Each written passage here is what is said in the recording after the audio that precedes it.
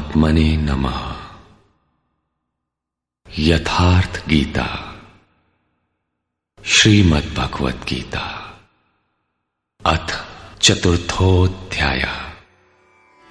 अपरं भवतो जन्म परं जन्म विवस्वतः कथमेतद्विजानीयाम् त्वमादौ प्रोक्तवानिति। भगवान, आपका जन्म तो अपरम अब हुआ है और मेरे अंदर सुरा का संचार बहुत पुराना है, तो मैं कैसे मान लूं कि इस योग को भजन के आदि में आपने ही कहा था। इस पर योगेश्वर श्री कृष्ण महाराज बोले, श्री भगवान वाच,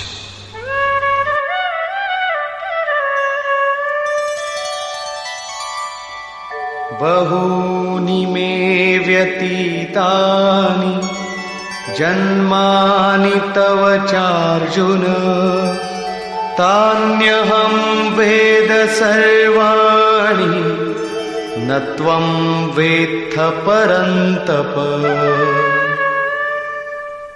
अर्जुन, मेरे और तेरे बहुत से जन्म हो चुके हैं।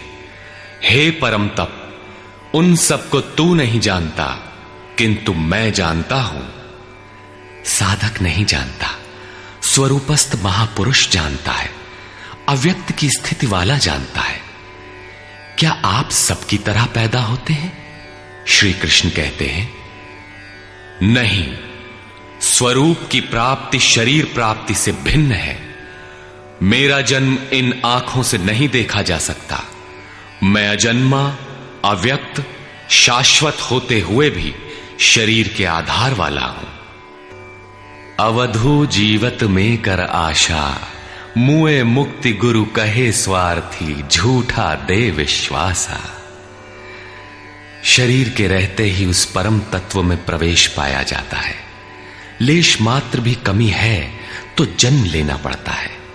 अभी तक अर्जुन श्री कृष्ण को अपने समान देहधारी समझता है। वो अंतरंग प्रश्न रखता है, क्या आपका जन्म वैसा ही है जैसा सबका है? क्या आप भी शरीरों की तरह पैदा होते हैं? श्री कृष्ण कहते हैं, अजोपि सन्नव्ययात्मा भूतानामीश्वरोऽपि सन् प्रकृतिं स्वामधिष्ठाय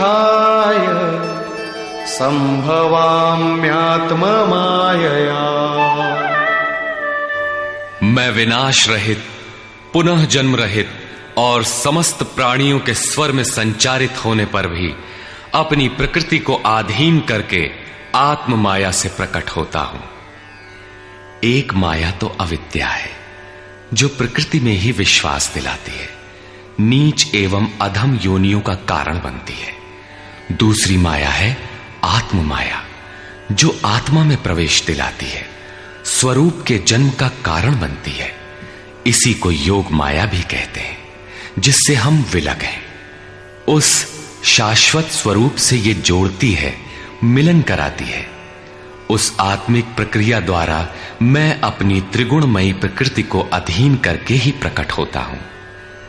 प्रायः लोग कहते हैं कि भगवान का अवतार होगा तो दर्शन कर लेंगे। श्री कृष्ण कहते हैं कि ऐसा कुछ नहीं होता कि कोई दूसरा देख सके। स्वरूप का जन्म पिंड रूप में नहीं होता। श्री कृष्ण कहते हैं, योग साधना द्वारा, आत्म माया द्वारा अपनी त्रिगुणमयी प्रकृति को स्ववश करके मैं क्रमशः प्रकट होता हूं। लेकिन किन परिस्थितियों में?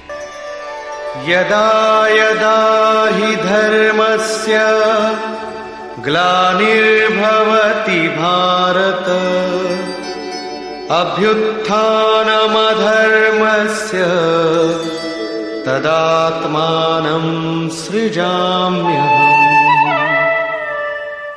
हे अर्जुन, जब जब परम धर्म परमात्मा के लिए हृदय ग्लानि से भर जाता है, जब अधर्म की वृद्धि से भाविक पार पाते नहीं देखता, तब मैं आत्मा को रचने लगता हूं। जब आपका हृदय अनुराग से पूरित हो जाए, उस शाश्वत धर्म के लिए गदगद गिरा नयन बह नीरा की स्थिति आ जाए, जब प्रयत्न करके भी अनुरागी अधर्म का पार नहीं पाता, ऐसी परिस्थिति में मैं अपने स्वरूप को रचता हूं। अर्थात भगवान का आविर्भाव केवल अनुरागी के लिए है और ये अवतार किसी भाग्यवान साधक के अंतराल में होता है। आप प्रकट होकर करते क्या हैं? परित्राणाय साधूनां विनाशाय च दुष्कृतां धर्म संस्थापनार्थाय संभवामि युगे युगे।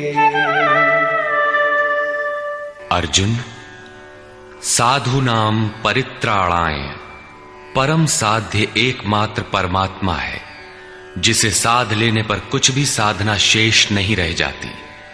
उस साध्य में प्रवेश दिलाने वाले विवेक, वैराग्य, शम दम इत्यादि दैवी संपद को निर्विघ्न प्रवाहित करने के लिए तथा दुष्कृताम, जिससे दूषित कार्य रूप लेते हैं, उन काम क्रोध राग द्वेषादि विजातीय प्रवृत्तियों को समूल नष्ट करने के लिए तथा धर्म को भली प्रकार स्थिर करने के लिए मैं युग युग में प्रकट होता हूं।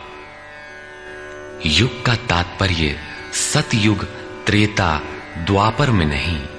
युग धर्मों का उतार चढ़ाव मनुष्यों के स्वभाव पर है।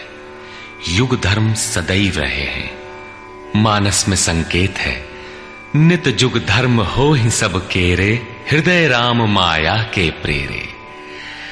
युग धर्म सभी के हृदय में नित्य होते रहते हैं। अविद्या से नहीं बल्कि विद्या से, राम माया की प्रेरणा से हृदय में होते हैं, जिसे प्रस्तुत श्लोक में आत्म माया कहा गया है। वही है राम माया। हृदय में राम की स्थिति दिला देने वाली, राम से प्रेरित है वो विद्या। कैसे समझा जाए कि अब कौन सा युग कार्य कर रहा है? तो शुद्ध सत्व समता विज्ञाना, कृत प्रभाव प्रसन्न मन जाना। जब हृदय में शुद्ध सत्व गुण ही कार्यरत हो, राजस तथा तामस दोनों गुण शांत हो जाएं, विषमताएं समाप्त हो गई हों, जिसका किसी से द्वेष न हो, विज्ञान हो अर्थात इष्ट से निर्देशन लेने और उस पर टिकने की क्षमता हो, मन में प्रसन्नता का पूर्ण संचार हो, जब ऐसी योग्यता आ जाए तो सतयुग में प्रवेश मिल गया। इसी प्रकार दो अन्य युगों का वर्णन किया और अंत में तामस बहुत रजो गुण थोरा, कलि प्रभाव विरोध चहु ओरा।